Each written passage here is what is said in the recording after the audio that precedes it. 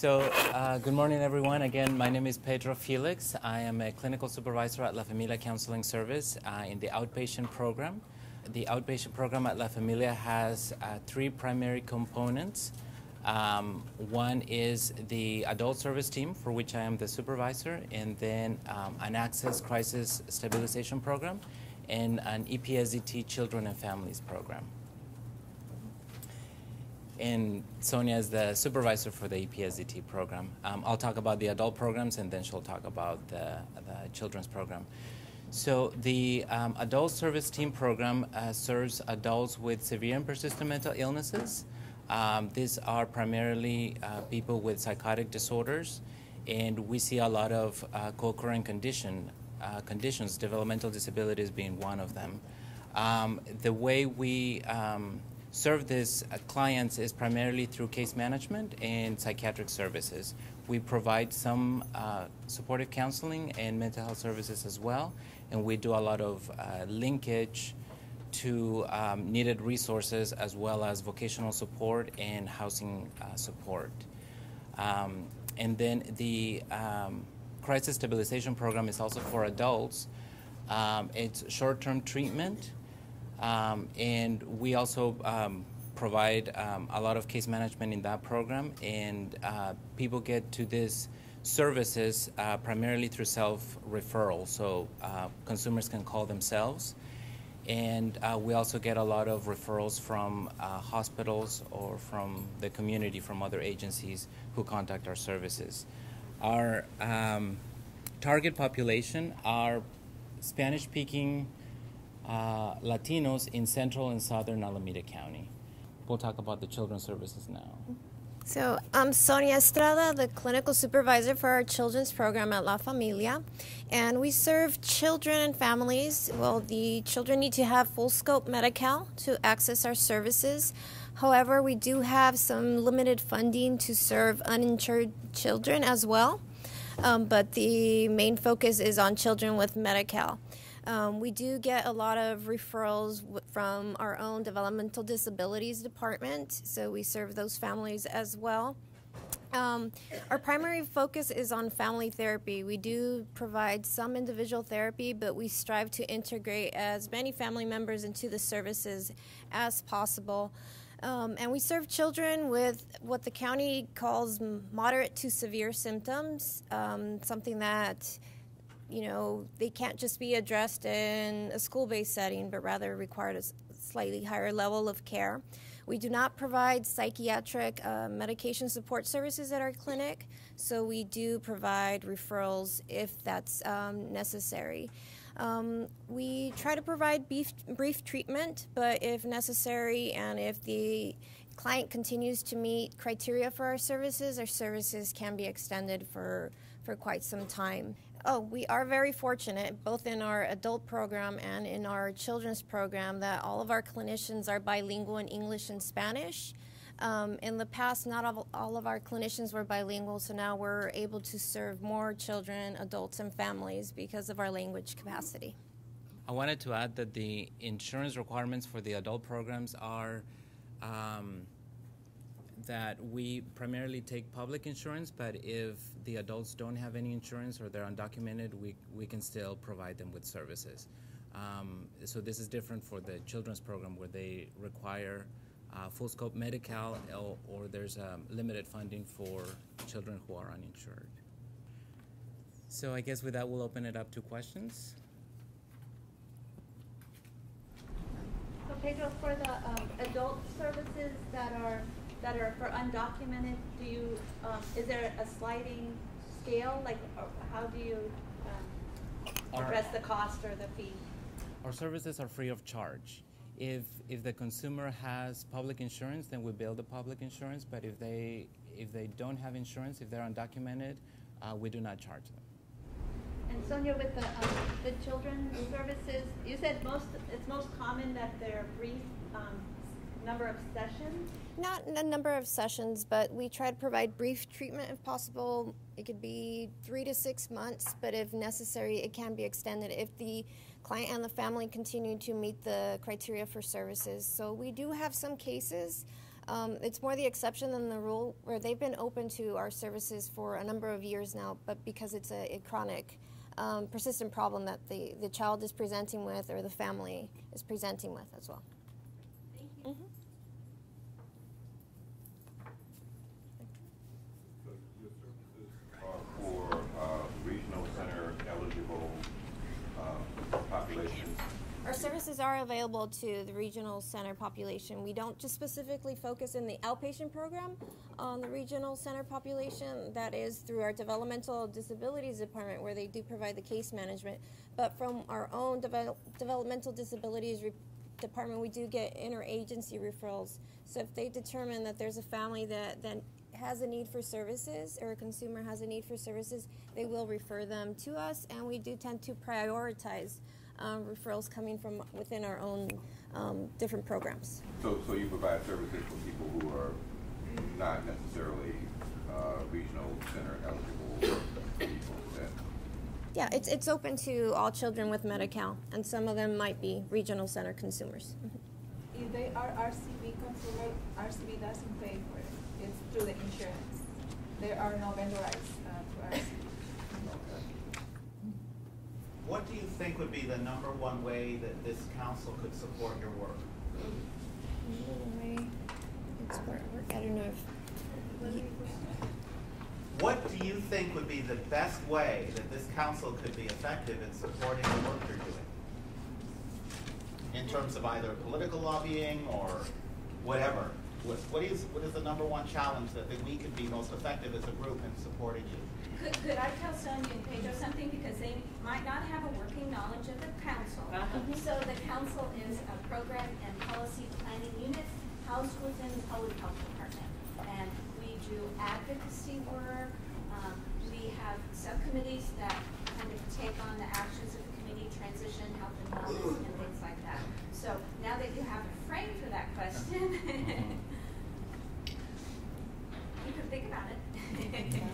Yeah, I think definitely services are needed throughout. We get a lot of requests for services. We have a big demand for our services, and some of the consumers that come in through our doors with developmental disabilities are more challenging in terms of connecting them with the services that they need. And so definitely mental health services is something where we see a lot of demand. One clarification I wanted to make for the adult program is that the service team program is not necessarily open for referrals. The only way that we can get a consumer into this program is through an assignment of the county, and the county only assigns clients who are high utilizers of services, meaning that they have been in the hospital or they have accessed a lot of services. And so for people who require a lot of services, we need to be able to provide a lot of services. And so our capacity is sometimes limited, especially for the Spanish-speaking. We're happy to have all of our clinicians speak Spanish, but sometimes when we need to discharge them to a lower level of care, we have a difficult time finding level 2 or level 3 services, which are less intensive services for consumers who are Spanish-speaking. Quick question for you. Do you guys collaborate with other organizations? Because we work with a lot of students that may go through some mental issues, and it would, instead of just letting them go, it would be nice to have collaboration with you where we can actually work together. Yes, we do collaborate with a lot of providers in our children's program, whether it's school staff, whether it's primary care physicians, whether it's a psychiatrist, it might be a case manager over at our Developmental Disabilities department. So we do collaborate with all providers. Would we get the parent to contact you, or could we initiate that ourselves? You can initiate, so for example, if you wanted to refer someone for services to our agency, you can initiate the initial referral and provide us with the contact information for the family member, and then one of our clinicians would then contact the family member to obtain a little bit more information. Mm-hmm. I think we've watched any questions. Can you say something more about the crisis stabilization program?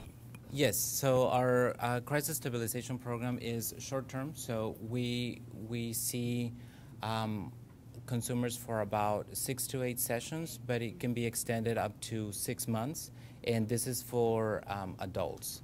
So, and we primarily focus on Spanish-speaking adults in Central and Southern Alameda County. La Clinica in Oakland has another access program, and Asian Community Mental Health has another access program, and then Alameda County has the primary access program, but La Familia specializes in the Spanish-speaking crisis services for adults. We do brief therapy, crisis stabilization, and then linkage and referral to neither resources. I'm curious about what your capacity is, both in the children's program side and the adult side, for serving the uninsured clients or the clients who you don't get paid for. Like, about how many of those clients can you We don't have a set number because the county has some limited funding available for that population, and if the funding is still available towards the end of the fiscal year, then we might take on more clients, but we don't like to open the floodgates and get all the referrals. So it's more of a case-by-case basis. So if we do see a referral that is presenting with moderate to severe symptoms that needs to be seen sooner than later, then we will open that case even if they're uninsured. Do you have like an idea of like how many you typically see in a year? In a year, it might be just a handful, because primarily we're getting a lot of Medi-Cal referrals. But if there is, like I said, a case where they are presenting and need the services, we're not going to turn them away. And for the access program, the great majority are uninsured. If they have private insurance, then we refer them to the private insurance. So they either have public insurance or no insurance. Do you have an internship program for clinicians? We are currently ending one of our internship cycles. We had 4 interns with us this year, so that was really, really nice.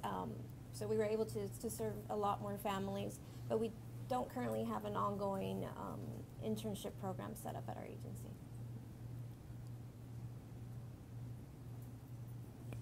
Are there any general or typical services or issues that people might be going through that you can share? Is there anything that?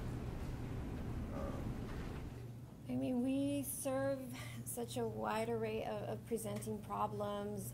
It could be behavioral problems, and that the child is presenting with, and the parents are having a difficult time figuring out how to address those behaviors. You can have a child that's depressed, anxious. In our adult program, we often do some referrals to the adult program from our children's program, because in our assessing some of the families, we find that it's one of the parents who's severely depressed or needs additional support, so then we'll refer them there, and vice versa. Sometimes from the adult program, they realize that there's also a child with the need, so then they'll refer them to our children's program. I'm curious to know, because you guys work for the community, how you guys are able to attain these families and get them to you, because mental health in the culture seems so stigma, like people won't want to go. So I'm curious to know how you get the referrals.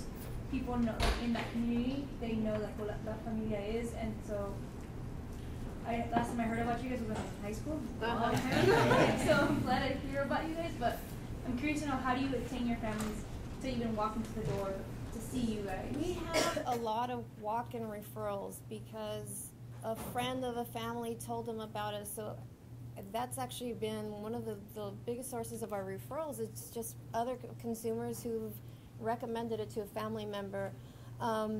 We also are available to do home visits if, for example, the family has some transportation issues. But so far, we have not come across families that are not wanting to access our services. If anything, we have a pretty big demand for services at our clinic. If you could summarize it in like a sentence, like say I have a family, and like, for example, my parents are like, how could I unstigmatize La Familia mental health services? Like, what would be a quick summary that I can give families? Like, this is what they serve. It's not just psychiatric help that they get. And let me just preface, Emily works with families as support for families. Okay, and we're going to take that as the last question. Thank you. I would say that one way to start is to maybe access our resource center, which is less stigmatizing. It's just a place where they can go and kind of ask about the services that we provide, and then from there, then they can get connected to mental health services. We have limited mental health services provided at the resource center as well. It's early prevention, more early preventative prevention. services. So they'll What's have the one off of A Street. In Fuller Street. Oh, okay. I'm thinking of the other one. So they have like workshops there. They might have, stress reduction workshop. They have Health education. Health education. A lot more things involved in the community, Zumba classes, recycling classes. And when they connect with some of the advocates there, they might begin to discuss mental health needs, and then they'll make a referral to our outpatient department. Okay, great. It's wonderful to hear about a wonderful community asset. Thank you very much. Thank you all.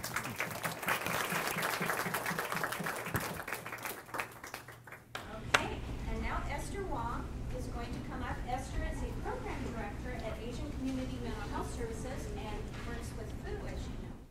Well, actually, I don't want to start talking about my agency yet. I think that I come here, I've been a member of this council, I would say over 20 years ago. And I've been in this business over 30 years. And how Asian community mental health start to serve the DD population. It was started in 1982. And a little story, well, I was hired as a psychiatric social worker, and I am licensed now, but I don't have that much time to practice, but because of management. And then why it was started? It started because a lot of the people, for example, this case is with epilepsy, uncontrolled seizure, come through our door.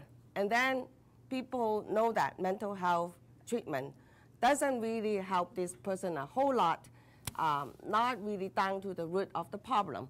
So through a lot of the concerned citizens, Asian, to advocate, and we started to have a contract, become a delegate agency of Regional Center of the East Bay to serve the DD population, because mental health and DD is two different things, okay? But doesn't mean the DD population doesn't have mental health condition. They do, okay? So, and I want to focus a little more on the duty diagnosis under our current caseload. We have about a little less than 1,300 cases. And out of that, I have 74. I'm just talking about adult, okay? Adult duly diagnosed, and 65 of them are receiving treatment, and 9 of them denied. Well, actually, I think that number may be bigger. The 9, that is maybe bigger because of their resistance, or people have no access to treatment, okay? Well, most of the time, their diagnoses are ranging from schizophrenia or major depression or anxiety disorder, okay? So these are the very common conditions that we see in the DD population. And, well, how do they diagnose? It is always my question. Because many of them, they don't express themselves well verbally. And as you know, the mental health clinicians, most of the time they are trained, to do just talk therapy, correct? And if you don't talk, you don't present the picture correctly, how do they come up with the diagnosis correctly and the treatment correctly, okay? So this is one of the biggest challenge in my perspective. And I like to share this kind of concern because, as what Sandi just said, you guys will help me to advocate in the system, okay? And the other challenge is many of the DD clients got checked in to the John George, you know, and then my phone will ring nonstop, okay? When are you going to check them out? When are you going to come and have a meeting, okay? Because DD has a lot more resources than mental health, okay? To me, it is a system fight. It's an ongoing system fight, it never ends, okay? And to me, I would say, I've been in New York briefly for about 2 years. In New York, mental health and mental illness are under the same department. And I don't know why California doesn't. Okay, I can't answer that. I've been advocating for this kind of change for many, many years, okay? We all have the same thing, and we should be treated equally, okay? And so I just talk about the challenges in the system. And I'm so glad to hear Schreiber Center is serving our DD population. I am really glad. At least this is a step towards what I just said, to change, to accommodate our needs. And the other thing is I heard the department is going to take the ICD 910 and the DSM-5 starting in October 1st. So because in the DD system, we use ICD 9, now it's ICD 10. And I don't know, for a long time, you write down, for example, an autism diagnosis, they kick you out. Mental health system kick you out. You don't belong here, okay? Especially when you write it down on SS1, okay? So I am glad that there's another step that's going to happen, and I will see down the road what will help us, okay? And I do look forward to the Schreiber Center's people's presentation, yeah. And then I would say these people, if I want to see them to be able to receive treatment appropriately and adequately, I think we need to take the multidisciplinary approach. Because if you cannot get a lot of the information directly from the client, you need to get it from the provider. You need to get it from the family. You know, these people would give you a clinical picture of that person before you start giving medication or to provide whatever approach in treatment. So I want to talk a little bit about ACMHS. Well, ACMHS has been an mental outpatient clinic licensed under Alameda County since 1980, okay? Well, by then, I was a student of them. So a long history with that agency. I grew up there, basically. And, well, now we have office, not only in Oakland, Chinatown, but we also have another site in San Diego, serving the children and youth. And then we also have another site in Richmond. But these two sites has limited program compared to the Oakland site, okay? In the Oakland site, the outpatient clinic has 5 part-time psychiatrists, including a child psychiatrist. And in fact, I would say maybe a handful of, well, a handful to about 10, our DD clients are using the outpatient clinic for treatment. And I want to say the psychiatrists are very accommodating.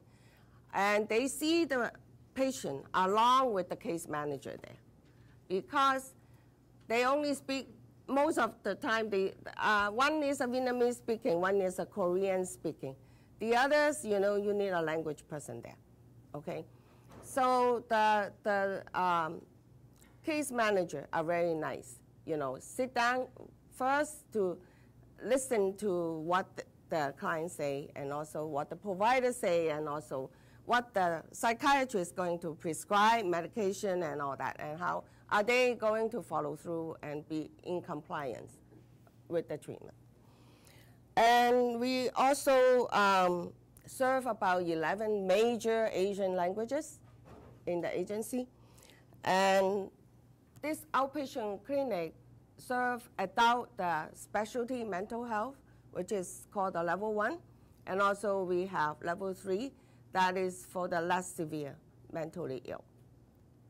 And we have also a UPSDT funded program for the little kids, 0 to 5, and also for the youth, school-based program for the youth. And so besides that, of course, agency has other programs providing treatment for the child abuse victim, which include, at least we need to provide 10% services treatment to the developmentally disabled clients. And also we just had a contract with Alameda County to do Medi-Cal and CalFresh and outreach and enrollment. So we enroll people into Medi-Cal while everybody needs to have some health care coverage. Yeah. And so, yeah, we do have different kind of things in the agency. But I would say my heart is always how to see our DD folks be able to serve by the system better. So. Are you ready for questions, Esther? Yes. That was wonderful. I didn't know that Esther was such an advocate. That's wonderful. You have that advocate spirit. Anyway, we'll open it up. Yeah. For us. Yeah. Yes. How can we refer to your agency? Oh, I forgot to say. Yeah, we do have an Asian SS program. Okay. So that's a number you can call is 510-869-7200. Yeah. And I don't mind you call me, to give me information. I can do that. Do you prefer us, the providers, to call you or I would say if the person has a DD condition, call me. I would be able to do a more thorough job than the person who are just taking the call. Mm-hmm. But if it's a parent, would you want the parent to call you, or do you want one of us? I don't mind the parent call me. Mm-hmm. Mm-hmm. Yes. Esther, I'm giving you the psychiatrist job description in case you. Oh, well, we just recruited one. We had a hard time in finding one. Yes, yeah. And we are so glad to have a child psychiatrist on board. Yeah. Yes. I know you said that there are smaller offices, but could you talk a little bit about the services available at the San Leandro and Richmond sites? The San Leandro site is funded by UPSDT expansion under Alameda County. Yeah. And so we serve from 0 to 18, yeah. And people must have Medi-Cal. Otherwise, I don't think we can take, yeah. Not 21, 18, not 21. Oh, 21, you're right, yeah. Any other questions? Okay, again, a wonderful asset in our community. Thank you very much, Esther. Okay.